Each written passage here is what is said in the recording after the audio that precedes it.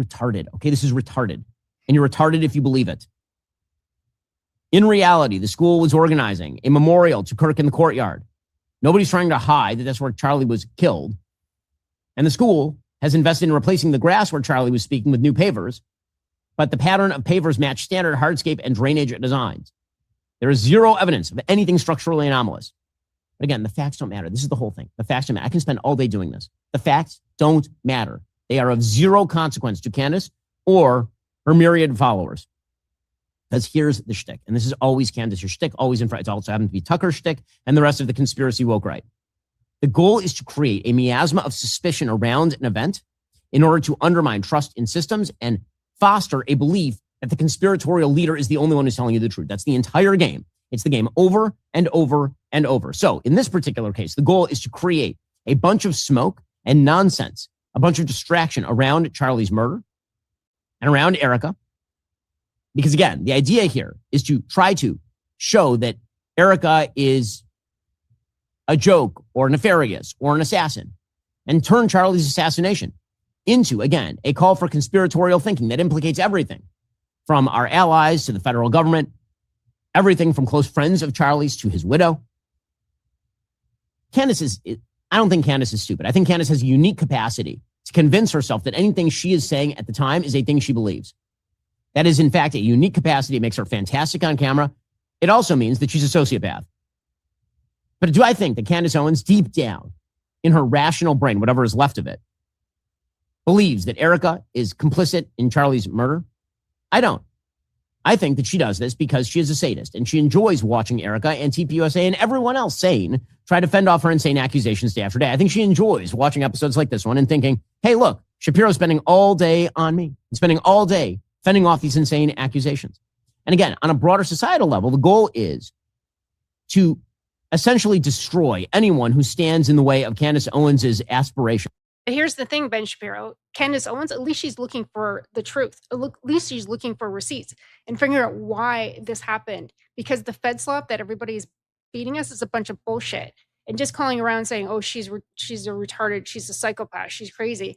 Yeah, you keep saying those things and calling her names, but you come up with absolutely no receipts whatsoever. You have no counter argument to a lot of the Fed slop shit that makes absolutely no sense whatsoever. And I'm going to go through a lot of those in this video and just counteract exactly what the Fed slop is and how outrageously stupid it is. I saw this quote actually from this video, and he's from Ben's video. He said, Candace isn't doing anything and doesn't need to. There's an old adage that says when people or organizations are making fools of themselves, don't interfere. That's exactly it. Candace Owens, she didn't have to say anything.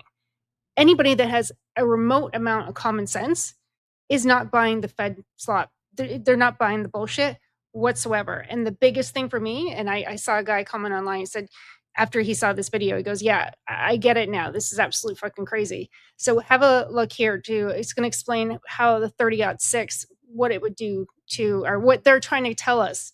This is how they're trying to explain it to us is what actually happened to Charlie Kirk, because he's got magic bones. Have a listen here. While conspiracy theorists insist no 30-06 could possibly behave this way, the round blasted into Charlie Kirk's neck, crushed his vertebra, and ricocheted downward toward his heart, only to be stopped dead by his legendary Superman neck of super-dense steel-like bone. It created no exit wound and lodged harmlessly just beneath the skin, which experts hailed as a miracle that saved the bystanders standing behind him. Up on the rooftop, Tyler Robinson didn't just break down his rifle. He shredded it apart in a ridiculous hyperspeed blur using nothing but his bare hands. Then he sprinted across the roof and launched himself off the edge with expert parkour precision. Tyler made the conscious expert decision to reassemble his rifle one last time and place it under a tree in a bush. He then changed back into his blue jeans and maroon t-shirt in hyperspeed. Time for ice cream. So that was the storyline that the feds want us to believe, that the bullet went in, ricocheted down, and stopped. That's why there was no blood on the backsplash of where he was talking, no blood on his shoes, nothing, because the bullet went in and stopped. There was absolutely no exit wound whatsoever. So these guys right here are going to explain to us what actually happens when you have a bullet the size of a 30-06 goes through a human body, and they're using pork as an example, but this is exactly what happens when you actually use that kind of rifle and bullet. Have a listen here, because they explain it pretty well. And that's why just this one thing sets their narrative off as to be complete bullshit. So have a listen here. Super serious right now is because we shouldn't even be having to fucking do this. What do you think, dude? I think that the likelihood that the setup, which is going to be harder to get through than a human neck and spine, the likelihood that that stops one of these rounds as we were just shooting this on steel is 1%, if that. Dustin, are you ready? Okay, folks, so realistically, I should be able to do this on the first shot because fucking Tyler Robinson did this on the first shot. But we're gonna see. I don't like my chances, dude. Jackpot. Oh, fuck.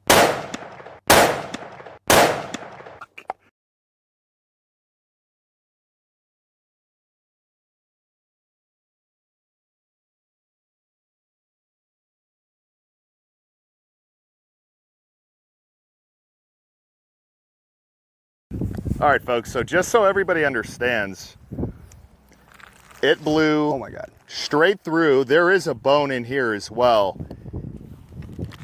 And it completely broke apart the cow femur and continued going. Yeah, that's...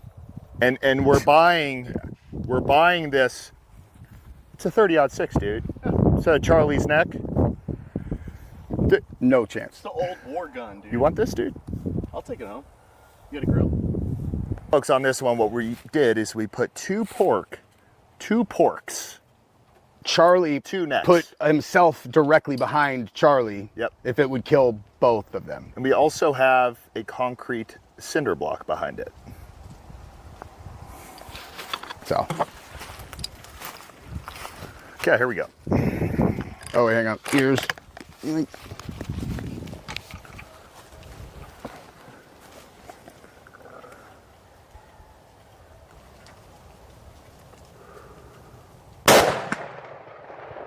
Oh my Lord. Nice fucking shot, guy. Oh boy. That's a...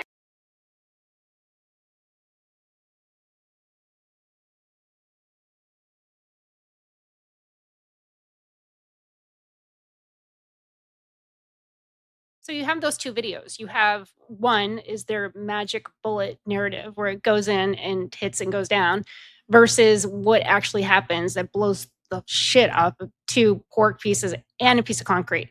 So that's you just need to end there. That's why it is absolute complete bullshit, the Fed slop. And they also talk about how when he went up onto the roof, he went up there, he unassembled his gun, put it in his backpack, went up to the roof, ran across, assembled his gun without anybody noticing, takes a shot, unassembles his gun, puts it back in his backpack, runs across here and jumps down and runs into the woods and drops his gun. But have a look here in this video, and what I found was very interesting. Someone pointed out, and I also saw another video that shows that there's about 7 minutes missing in this. I think it's somewhere between 12:15 and 12:22. So there's 7 minutes missing in here somewhere. But have a look here and watch the red circle. You're going to see a guy walk down between those two trees. And as the video goes, he kind of disappears. So have a look here. I'll blow this up. So the guy walking down with the red circle, he just stops.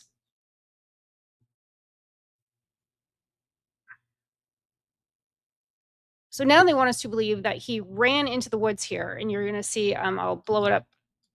He ran into this vacant property and then dropped the gun in, they're calling it the woods, but they said it wasn't really woods, but it was just trees. Anyway, so he runs off the roof, runs towards the vacant property, and then drops the gun. But here's the thing, the FBI went out there looking for the gun and they couldn't find it. And then they went back again with bomb dogs and they couldn't find it. But have a listen here to Candace Owens. She explains it very well. There's absolutely no way that the bomb dogs could not have smelt the gun. Have a listen here. And there are some bushes. Well, interestingly enough, before that gun was found, that area had already been searched. not just by veteran police officers who told me that the way they do this is they sort of lock arms, then they kind of go, you kind of seen this in some shows, maybe that's what they did. They came up, they didn't have anything. Then they said, okay, we're only human. Let's release the bomb dogs in that exact area where ultimately the gun is going to later be discovered. The bomb dogs didn't turn up with anything. And here is why that fact alone is remarkably suspicious, according to the police officers that were involved. And I'm fascinated by this now. I love fun facts about animals.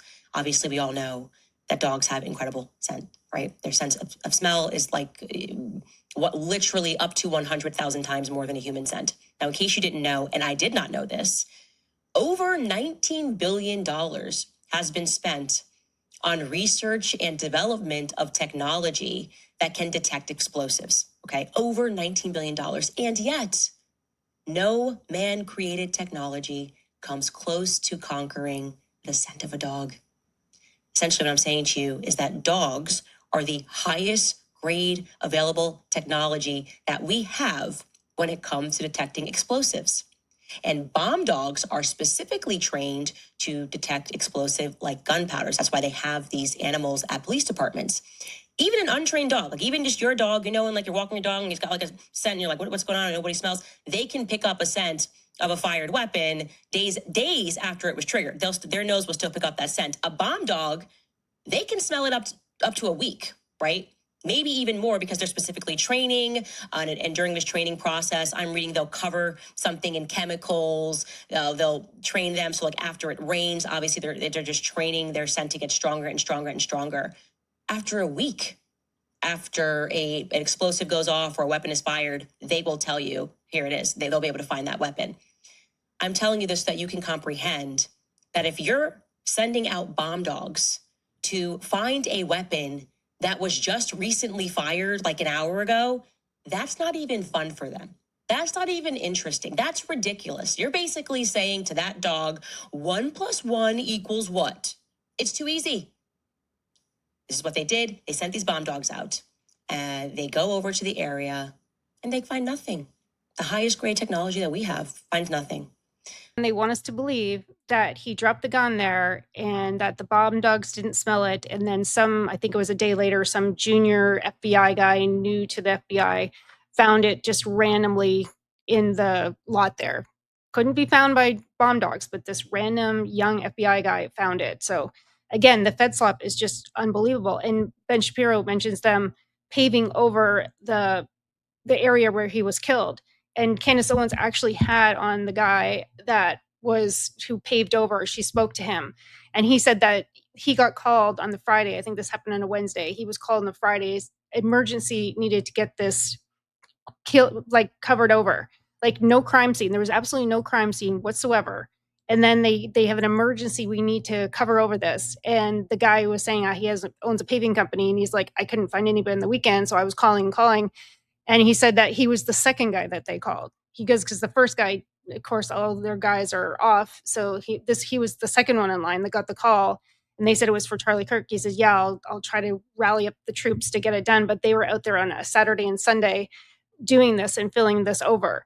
And they also dug down pretty far. But again, there was no crime scene. And then on top of that, in the trial, just the pre-trial, this is the guy that's the head of the investigation. The head guy in the investigation had no idea this was even going on. Have a listen here. I want to go back, if I can, to the scene itself, the preservation of the actual scene where Mr. Kirk passed. Did you all have canine dogs at any point that sniffed that area? I don't know specifically that area, but I do know that canines were present, or a canine was present on the day. But you don't know what task the canine was given? My understanding was that it may have been used in an effort to track an individual that had jumped off the roof, but I don't know for certain. And obviously that didn't produce any results, or we would have heard about that, right? Yeah, not that I was made aware of. Okay.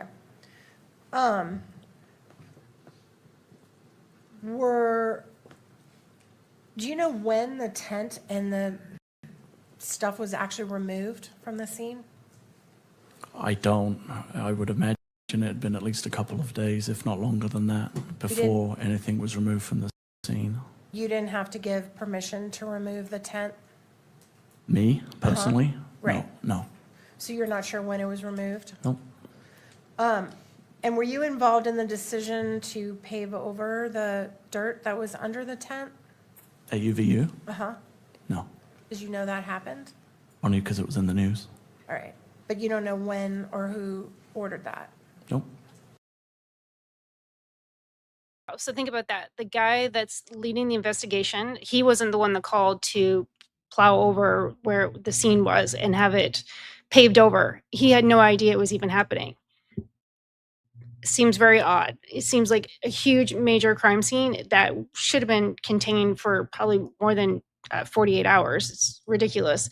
And the last note here is about Ben Shapiro. And this is very crazy because Ben Shapiro is claiming that Charlie Kirk's, during the car ride to the hospital, Charlie Kirk's security was on the phone calling Ben Shapiro's security.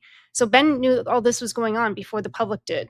So, and Candace Owens says, this is positively explosive. In a live show on the day of Charlie's assassination, he pretended as though he was learning information with the rest of us, which is very disturbing. He's thinking we're going on. Meanwhile, he knows well ahead of time that because they were on the phone with his security, which is ex-IDF from Israel. So Israel security, they're on the phone with Ben Shapiro's security. Anyways, near the end of this show yesterday, Shapiro doubled down on his claim that his security was talking to Charlie's security in the car. And that's how he knows there was no CPR given, because that's not how CPR works. Anyways, guys, like I said, I'm going back to this guy because at the end of the day, I don't think, and I made a comment on this on X, but I'm like, we don't need Candace Owens to tell us that this is a bunch of bullshit. I think anybody that has half a brain can see that this is complete bullshit and no one's believing the narrative. So it is sad. She talked about the other day too, is that they're essentially using this young kid as a patsy. And it's sad because I think that if anybody just looks at and Ben Shapiro's, yeah, just look at the facts. Well, look at the facts. The 30-06. Let's just look at that facts. Let's just start there. Let's just start at the 30-06. It's absolute complete bullshit. It would have blown his head off. There would have been splatter on the white backdrop. It would have been blood on his shoes. There would have been a mess. And it would have been a lot louder too. Like they were saying that even the noise of it was a lot louder.